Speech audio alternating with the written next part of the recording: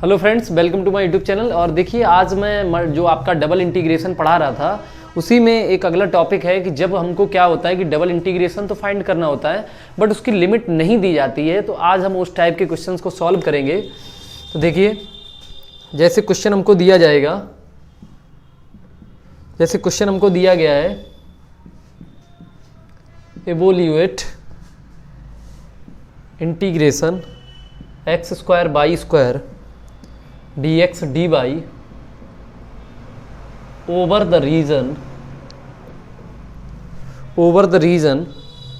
x square plus y square is less than equal 1। अब देखिए, हमको ये चीज़ दी गई है यहाँ पे कि जो रीजन है यानी जो भी यहाँ पे ये फंक्शन है वो कहाँ से कहाँ तक बाउंड करेगा। तो x square plus y square बराबर दिया गया हमको 1।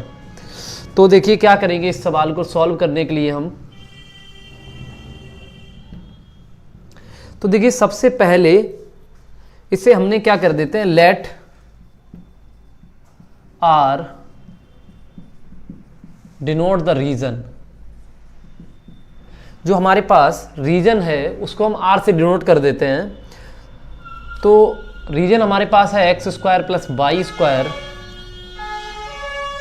Is less than equal 1। Then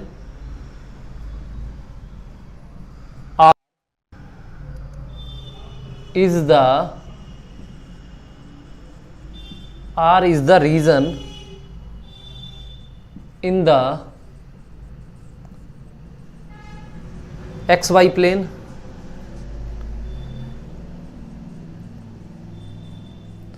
bounded by the circle. तो बाउंडेड बाय द सर्किल, किसी सर्किल के द्वारा ये बाउंडेड है। तब देखिए क्या करेंगे, तो हम लोग इसकी जो लिमिट है, लिमिट क्या रखेंगे कि यहाँ पे हम लोग क्या करेंगे कि जब हम इसको एक्स वाई प्लेन में लेके चल रहे हैं तो एक्स वाई प्लेन में जो लिमिट है डिपेंड करेगी -1 से लेके और +1 तक। क्यों? क्योंकि जब हम एक्स स्क्वायर बराबर रख देंगे 1, वाई की वैल्यू 0 रख देंगे, एक्स एक्सिस के लिए लिमिट निकालोगे जब आप, तो वाई बराबर आपको 0 रखना पड़ेगा। वाई बराबर 0 रखोगे तो एक्स स्क्वायर बराबर 1 आ जाएगा। तो हमारे पास जो लिमिट निकल के आएगी, एक्स की लिमिट निकल के आएगी, वो एक्स बराबर आ जाएगी +-1। तो -1 से लेके आ जाएगी +1 तक। ठीक है। और जो दूसरी लिमिट है बाई के रेस्पेक्ट में, तो बाई के रेस्पेक्ट में लिमिट निकालने के लिए क्या करोगे कि बाई बराबर आपके पास आ जाएगा माइनस का √1 माइनस एक्स स्क्वायर। क्योंकि जब यहाँ पे आप रखोगे जैसे x square plus y square बराबर आपके पास अगर 1 लिखा है तो वाई स्क्वायर बराबर आ जाएगा √1 माइनस एक्स स्क्वायर। तो वाई बराबर क्या आ जाएगा प्लस माइनस,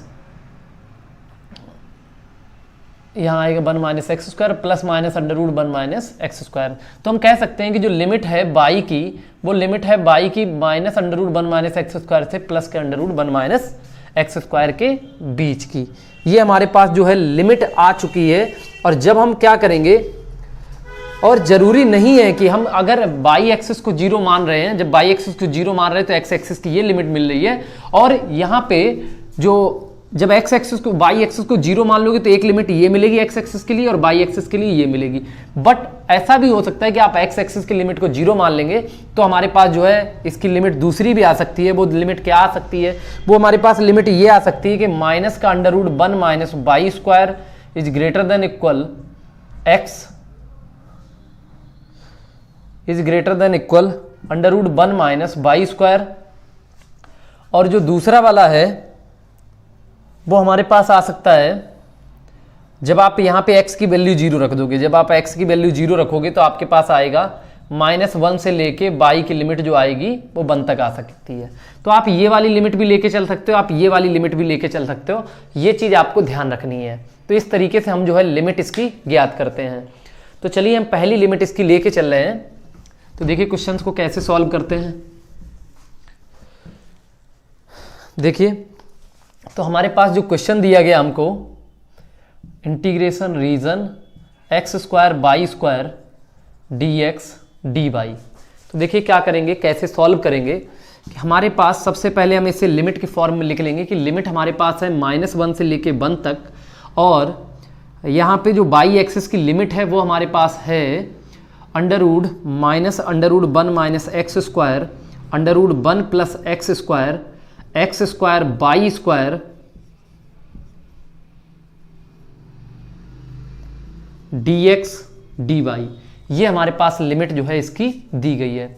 अब देखिए जब इसको आप सॉल्व करोगे कि हम बाई इसको लिख लेंगे -1 से लेके 1 तक, और यहाँ लिख लेंगे इंटीग्रेशन अंडर रूट माइनस का under root 1 minus x square under root 1 plus x square, और यहाँ पे लिख लेंगे बाई स्क्वायर, जो एक्स स्क्वायर है वो कांस्टेंट की तरह वर्क करेगा, तो एक्स स्क्वायर इस तरीके से हम बाहर भी लिख सकते हैं, और यहाँ पे लिख देंगे डी बाई और यहाँ पे लिख देंगे डी एक्स।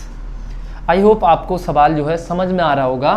तो देखिए फिर आगे किस तरीके से सॉल्व करते हैं कि इंटीग्रेशन -1 से लेके 1 तक, और हमारे पास जो एक्स स्क्वायर है बाहर आ गया, और यहाँ पे जब हम इंटीग्रेशन करेंगे तो ये आ जाएगा y³ और लिमिट हमारे पास हो जाएगी माइनस का under root 1 minus x square under root 1 minus x square, और यहाँ पे आ जाएगा dx। आई होप आपको इतना ही जो बात है समझ में आ रही होगी कि हमको ये चीज़ दी जाएगी और हमारे पास रीजन जरूर दिया जाएगा कि कोई भी फंक्शन जो है वो कहाँ से कहाँ तक बाउंड है। तो जो लिमिट फाइंड करने के लिए हम लोग क्या करते हैं, एक बार x को 0 रख देना, और ये x को 0 रखोगे तो आपको ऑटोमेटिक बाई की लिमिट मिल जाएगी। और जब आप क्या करोगे, जब एक ही 0 रखना है, एक बार अगर y बराबर 0 रख दोगे तो x की लिमिट मिल जाएगी -1 से लेके +1 तक। मैंने आपको यहाँ पे समझाया था इस बात को।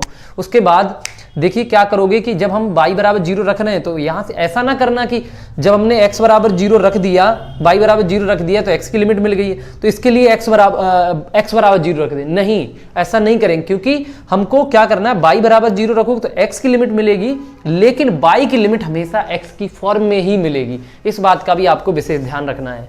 तो चलिए आगे इसको हल। तो देखिए यहाँ पे आगे जब इसको हम सॉल्व करेंगे तो हमारे पास बनेगा -1 से 1 और एक्स स्क्वायर। जब देखिए आप लिमिट रखोगे तो अपॉन में 3 बाहर आ जाएगा, और जब यहाँ पे आप लिमिट रखोगे तो under root 1 minus x square की पावर 3, और माइनस में हो जाएगा minus under root 1 minus x square की होल पावर 3, और यहाँ पे आ जाएगा dx। तो आई होप आपके पास क्या बचेगा, -1 से लेके 1 एक्स स्क्वायर अपॉन 3, और यहाँ पे बचेगा 1 माइनस एक्स स्क्वायर की पावर 3 अपॉन 2, और माइनस यहाँ भी देखिए बचेगा 1 माइनस एक्स स्क्वायर की पावर 3 अपॉन 2, और यहाँ बचेगा क्यूब लगा हुआ तो माइनस का क्यूब होगा तो माइनस माइनस प्लस, फिर एक बार माइनस होगा तो यहाँ प्लस आ जाएगा। ठीक है, तो देखिए क्या हो जाएगा, ये 2 बार हो जाएगा और 2 बार होने के बाद बाहर आ जाएगा, तो ये बन जाएगा -1 से लेके 1 2 upon 3 x square bracket 1 minus x square की होल पावर 3/2 dx। ये देखिए जो है हमारे पास इतना आ चुका है।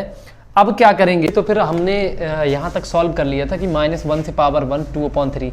तो देखिए 2/3 जो है वो कांस्टेंट वैल्यू, मतलब एक कांस्टेंट वैल्यू बाहर आ जाएगी -1 से लेके 1 तक, और 2/3 एक्स स्क्वायर। अब सर इसको कैसे सॉल्व करें, तो देखिए इसको सॉल्व करने के लिए हम लोग क्या करेंगे कि यहाँ पे हमें एक प्रॉपर्टी पता है कि अगर लिमिट -a से a तक दी जाती है तो हम क्या करते हैं, 2 बाहर ले लेते हैं, तो 2 × 2/3 और -0 से लिमिट हो जाएगी। हम यहाँ पे प्रगुण यूज़ कर रहे हैं तो 0 से 1 हो जाएगी, और यहाँ पे हो जाएगा x square bracket 1 minus x square की पावर 3/2, और यहाँ पे आ जाएगा dx। तो देखिए क्या यहाँ पे हो गया 4/3 लिमिट 0 to 1। यहाँ पे हम लोग क्या करेंगे, पुट करेंगे, क्योंकि जब तक आप पुट नहीं करोगे तब तक ये सवाल नहीं लगा। पुट करेंगे x बराबर साइन थीटा, और x बराबर साइन थीटा पुट करोगे तो dx बराबर आ जाएगा कॉस थीटा डी थीटा। तो देखिए लिमिट क्या हो जाएगी, x बराबर जब आप साइन 0 रख दोगे तो साइन थीटा में साइन 0 की वैल्यू 0 होती है, तो साइन 0 यहाँ पे 0 आ जाएगा। जब x की जगह आप 1 पुट करोगे तो 1 कितने का मान होता है, साइन 90 के, यानी जब आप x की जगह 1 पुट करोगे तो 1 बराबर साइन थीटा, और साइन थीटा बराबर बन जाएगा मतलब साइन 90 बराबर 1, तो यानी थीटा बराबर जो है आपके पास 90 डिग्री आ जाएगा, थीटा बराबर 90 डिग्री। तो यानी 90 डिग्री मतलब होगी लिमिट π/2 हो गई। ध्यान रखिएगा यहाँ पे जो लिमिट चेंज होती है, आई होप आप इंटर तक इस बात को अच्छे से पढ़े होंगे, बट फिर भी मैं कोशिश कर रहा हूँ पूरी समझाने की।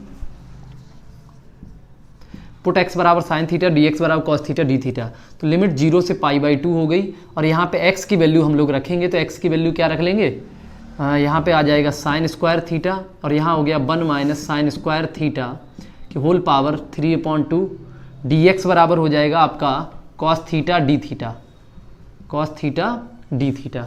तो चलिए देखिए क्या बनेगा, यहाँ आ जाएगा 4/3 लिमिट 0 से π/2, और यहाँ पे बन गया आपके पास साइन स्क्वायर थीटा, और ये बन गया cos square theta, cos square theta, और यहाँ पे पावर भी लगी है 3/2 into cos theta D theta. उसके बाद 4/3 बाहर आ जाएगा, लिमिट 0 से π/2, और यहाँ बन जाएगा साइन स्क्वायर थीटा तो वैसा ही रहेगा, और यहाँ बन जाएगा कॉस की पावर 4 थीटा। एक बार देखिए 2 से 2 कटने के बाद 3 ये बनेगा और एक ये पावर हो जाएगी, तो कुल 4 थीटा बन जाएगा डी थीटा। अब देखिए यहाँ से हम लोग क्या करेंगे, इस सवाल को समझने के लिए कुछ हमको पुराना रिवाइज करना पड़ेगा, और वो पुराना रिवाइज क्या है कि एक आपने पढ़ा होगा बालीज फार्मूला। ये है बालीज फार्मूला जो कि बहुत ही अभी आपको नहीं पढ़ाया गया होगा, बट देखिए क्योंकि ये इस सेमेस्टर में इसको हटा दिया गया बालीज फार्मूला को। रिडक्शन फार्मूला एक चैप्टर है, उसमें इसको बताया जाता है। तो बालीज फार्मूला क्या कहता है कि अगर दो फंक्शन है, साइन की पावर mx लिखा है और कॉस की पावर nx लिखा है, तो डायरेक्ट उसका सॉल्यूशन कैसे निकालेंगे। तो देखिए एक फार्मूला होता है कि m-1 m-3 m-5 n-1 n-3 n-5 upon m+1 m+n-2, ये इस तरीके से फॉर्मूला चलता रहता है, इनटू में रहता है π/2। ये इसको हम बालीज फार्मूला से सॉल्व कर सकते हैं, या हमारे पास एक रिडक्शन फार्मूले में ये भी फार्मूला है कि साइन की पावर mx कॉस की पावर nx dx लिखा है, लिमिट 0 से π/2 है, तो गामा पदों में भी लिख सकते हैं, gamma m+1/2 gamma n+1/2 2 gamma m+n+2/2। तो देखिए किस तरीके से हम लोग इसको अप्लाई करेंगे। तो 4/3 जब आप बालीज फार्मूला अप्लाई करेंगे तो देखिए कि m की वैल्यू कितनी है आपके पास, m की वैल्यू है आपके पास 2 और n की वैल्यू है आपके पास 4। ये वैल्यू आपको यहाँ पे रखनी पड़ेगी। तो m की वैल्यू आप यहाँ पे 2 रखोगे तो 2 माइनस 1 करोगे तो सिर्फ 1 बचेगा। फिर यहाँ पे जैसे ही आप 2 रखोगे तो 2 माइनस 3 और अपॉन में क्या बच जाएगा, यहाँ पे वैल्यू आपको माइनस की नहीं लेनी है, ध्यान रखना। यहाँ पे m की वैल्यू आप रखोगे 2, तो 2 माइनस 3 यानी माइनस की नहीं रखनी है, सिर्फ वही वैल्यू रखनी है जो m का मान बड़ा होना चाहिए। तो यहाँ पे आ जाएगा 1, और यहाँ पे n की वैल्यू आप रखोगे तो 4 - 1 यानी 4 - 1 कितना आ जाएगा 3, और यहाँ 4 - 3 करोगे तो यहाँ आ जाएगा 1, और अपॉन में क्या आ जाएगा, देखिए m+n लिखा हुआ, तो m+n 4 और 2 कितना हो गया 6, फिर कितना m+n-2, तो 4 और 2 6 -2 करोगे तो कितना आ जाएगा 4, फिर कितना करोगे m+2 m+n यानी 4 और 2 6 -4, तो यानी 2 आ जाएगा, और इनटू में क्या आ जाएगा। फिर आगे जैसे ही आप करोगे m+n-6 तो वो 0 हो जाएगा, तो वो नहीं लिखा जाएगा, छोड़ दिया जाएगा, यहाँ पे आ जाएगा π/2। तो देखिए सॉल्व करेंगे तो ये 3 से 3 कैंसिल आउट हो गया, 4 से 4 कैंसिल आउट हो गया, कुल मिला के हमारे पास आंसर आ गया π/24। ये हमारे पास जो है इस सवाल का फाइनल आंसर होगा। आई होप आपको समझ में आया होगा। तो चलिए इस तरीके के सवाल को जो है हम लिमिट निकालते हैं, और लिमिट निकालने के बाद किस तरीके से सॉल्व करते हैं हमने सीखा। आगे चलते हैं नेक्स्ट क्वेश्चन की तरफ। पोलर कोऑर्डिनेट्स में किस तरीके से सॉल्व करते हैं कि यहाँ पे हमको लिमिट जो है एक क्वेश्चन से ही सॉल्व कर लेते हैं, क्वेश्चन से आप जल्दी समझ जाएंगे। तो देखिए जैसे हमको क्वेश्चन दिया गया है, इवोल्यूट लिमिट दी गई 0 से पाई 0 to a sin थीटा, और दिया गया r d थीटा dr। तो देखिए क्या करेंगे, लिमिट 0 to पाई आपको दी गई है, सेम वही प्रोसेस है, आपको हल करना है 0 to a sin थीटा, और यहां पे लिखना है r dr, और यहां बाहर कर देना है d थीटा। तो देखिए लिमिट 0 to पाई हमारे पास आ जाएगा, जो r है आपका dr के रेस्पेक्ट में इंटीग्रेशन करोगे तो क्या बन जाएगा r²/2, और लिमिट क्या है 0 to a sin थीटा, और यहाँ पे आ जाएगा d थीटा। तो हमारे पास आ जाएगा 0 to पाई, यहाँ पे हो जाएगा 1/2 आ जाएगा इधर, तो यहाँ पे आप रखोगे a² sin² थीटा -0 बनेगा, तो छोड़ दो उसको। तो ये हमारे पास आ गया देखो a²/2, और यहाँ बच गया 0 to pi sin² theta d theta. अब आपको पता होगा कि sin² थीटा को आप डायरेक्ट जो है इंटीग्रेट नहीं कर सकते हैं, बट आपके पास एक फॉर्मूला है जिसका नाम है बालीज फार्मूला। हमने कहा था कि बालीज फार्मूला से आपके किस तरीके से इसको अप्लाई करोगे। तो देखिए हमें मालूम है कि जब लिमिट आपके पास है 0 to पाई, और यहाँ पर भी हम प्रॉपर्टी लगा सकते हैं, तो प्रॉपर्टी लगाएंगे तो a²/2 इंटू 2 लगा देंगे तो लिमिट हो जाएगी 0 से π/2, और यहाँ बन जाएगा sin² थीटा, और हम लिख सकते हैं कॉस की पावर 0 थीटा d थीटा। तो आपने अभी देखा था कि हमने बालीज फार्मूला अप्लाई किया था, सेम वैसे ही यहाँ पे भी लगाना है। तो हमारे पास आ जाएगा केवल ए स्क्वायर बचेगा। तो फॉर्मूले में हमने देखा था, सबसे पहले लिखा था कि m-1, और जब m-1 करोगे तो आपके पास बचेगा क्या, आपके पास क्या बचेगा, आपके पास सिर्फ बचेगा 1 ऊपर, और यहाँ पे क्या बचेगा, n की वैल्यू क्या है 0, तो उसका कोई मतलब नहीं है। और अपॉन में क्या होगा m+n, माइनस की वैल्यू आपको नहीं लेनी, ध्यान रखना। तो m+n, तो m+n की वैल्यू क्या हो जाएगी, 2 + 0 यानी 2 हो जाएगी, और इंटू में आपके पास π/2 रहता ही है, तो हमारे पास आंसर आ जाएगा πa²/4। तो ये जो हमने मान सॉल्व किया है, ऐसा नहीं है कि आप बालीज फॉर्मूला ही अप्लाई करके इसको निकाल सकते हो। आप एक काम करिए, डायरेक्ट इंटीग्रेशन कर सकते हो। कैसे कर सकते हो कि आपको पता है sin स्क्वायर थीटा को हम लिख सकते हैं 1 माइनस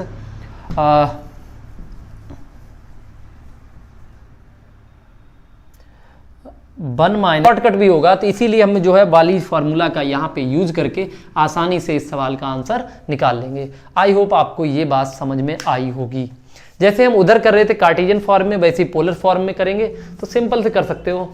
तो समझ में आ रहा है क्या, है कि ज़िंदगी में याद रखना बच्चों, किताबें बदलती रहेंगी, नए नए सवाल आते रहेंगे, लेकिन जो तरीके हैं वो कभी नहीं बदलेंगे। ज़िंदगी में हमेशा याद रखना, किताबें बदलती रहेंगी, राइटर बदलते रहेंगे, लेकिन तरीके कभी नहीं बदलते।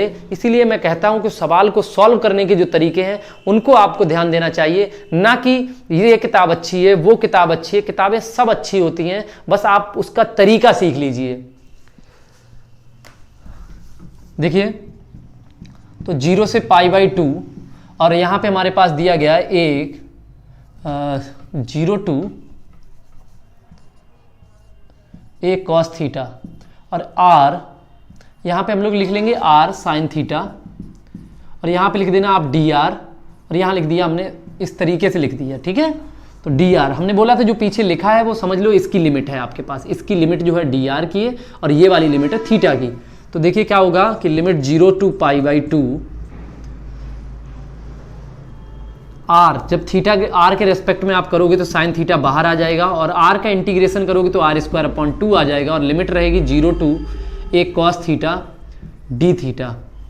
और देखिए 0 से π/2 साइन थीटा इधर आ गया, तो यहाँ 1/2, और यहाँ पे हमारे पास हो जाएगा a² cos² theta d theta. फिर से वही बात आ गई कि a²/2 सर बाहर आ जाएगा, और हमारे पास हो जाएगा 0 से π/2 sine theta cos² theta d theta. अब मैंने आपसे कहा था कि आप बालीज फार्मूला अप्लाई कर सकते हैं। मैंने इसी वीडियो में आपको अभी बताया था कि बालीज फार्मूला जो है हम किस तरीके से अप्लाई करते हैं। फार्मूला क्या लिखा हुआ था आपके पास, बस इतना ध्यान रखिए कि m की वैल्यू है आपके पास 1, n की वैल्यू है आपके पास 2। तो चलिए किस तरीके से, माइनस की वैल्यू आपको नहीं लेनी है, इस बात का भी ध्यान रखना है। और बोर होके किसी भी बच्चे को नहीं पढ़ना है, एंजॉय के साथ पढ़ो, खुशी के साथ पढ़ो, जिससे आप एक अलग मोटिवेशन मिलेगा और अच्छे से आप पढ़ते रहोगे, मन लगा रहेगा आपका। तो देखिए कि यहाँ पे जब आप बालीज फार्मूला अप्लाई करोगे तो सबसे पहले फार्मूले में होता है m-1। तो m-1 करोगे तो वो पहले ही 0 हो जाएगा। तो m की वैल्यू जो है आपको क्या करनी है, देखिए जो cos थीटा है इसको t मान लिया, तो हमारे पास आ जाएगा minus sine theta d theta equal dt आ जाएगा। तो क्या बनेगा कि a²/2, और लिमिट हो जाएगी 0।